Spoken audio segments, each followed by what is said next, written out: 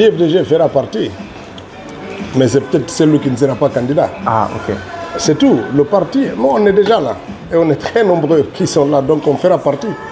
Moi, je l'ai dit dès le début, hein, depuis 3 ans, que nous apportons notre soutien au président de la République en tant que parti, même si j'en dirigeais là. Aujourd'hui, certains m'ont fait un procès comme ça. Pourquoi il veut prendre la tête du parti alors qu'il s'est déclaré un soutien au président de la République? Je ne change pas ce paramètre. Aujourd'hui, quand on regarde, c'est ce que j'ai montré tout à l'heure, la grande majorité des responsables et des militants du parti ont déjà considéré qu'ils ne sont plus un parti de l'opposition. Ils sont dans la mouvance. Maintenant, le parti doit prendre ses responsabilités de participer au processus, non pas pour dire je suis pas président, je ne fais rien, mais si tu n'es pas président, tu peux être député, tu peux être sénateur, tu peux être maire, tu peux être président de district ou chef de quartier. Il y a beaucoup d'autres élections auxquelles le parti doit prendre part. Et ça, c'est très important. L'idée qui est négative, c'est celle de considérer que si son président actuel n'est pas là, le parti ne doit aller nulle part. Ça, c'est une faute morale et politique. Mais on ne s'inscrit pas dans cette dynamique-là. On ira aux élections, y compris, on va se prononcer pour apporter des clarifications dans la position qui va être la sienne lorsque les déclarations de candidature auront été closes. Quid de la suspension? Alors, évidemment, le parti est suspendu parce que vous savez ce qui se passe. De ce point de vue-là, on n'arrive pas à respecter un certain nombre de rythmes. Mais les gens disent simplement, comme c'est de coutume, que oui, l'État veut, il nous dit en même temps qu'on doit faire le congrès pendant 45 jours, mais aussi il nous interdit de faire le congrès tant qu'il n'y a pas le procès. La réalité, c'est quoi? C'est quoi le problème de l'IFDG? Il n'y a pas que le problème du congrès. Il y a un problème financier. Je l'ai déjà souligné dans le passé. On n'a pas été capable de montrer un compte bancaire où on fait nos mouvements financiers depuis tout ça. C'est un problème. Ensuite, il y a eu des problèmes de faux en écriture. On a fourni au MATD un document pour attester qu'en 2020, le 6 septembre, on aurait fait une convention pour reconduire les membres du bureau exécutif national, ce qui était faux. Il y a ces documents qui étaient rejetés aussi. Et puis il y a la liste des membres de la direction nationale.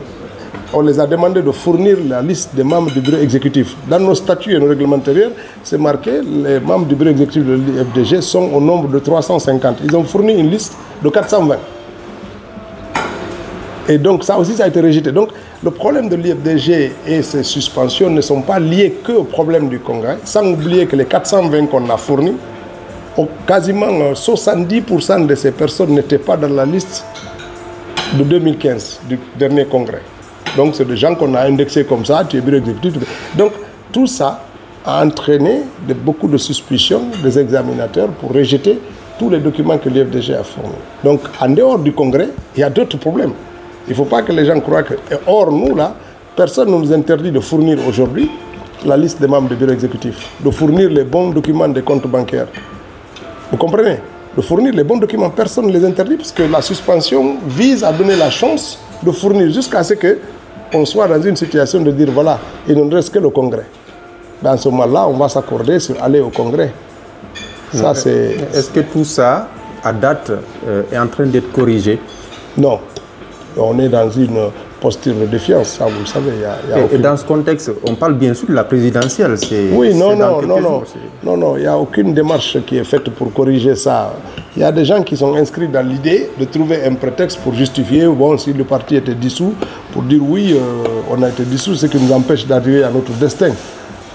Mais ils ne sont pas la démarche d'essayer de trouver des correctifs et de répondre aux exigences de la loi pour faire avancer le parti. Ce n'est pas ça leur préoccupation. Sinon, franchement, les questions qui sont sur la table ne sont pas, y compris la question judiciaire. Parce que la question judiciaire est la plus simple à résoudre. Et la plus simple à résoudre, puisque c'est que la justice leur demande, c'est de respecter la loi de l'UFDG, le règlement intérieur des statuts.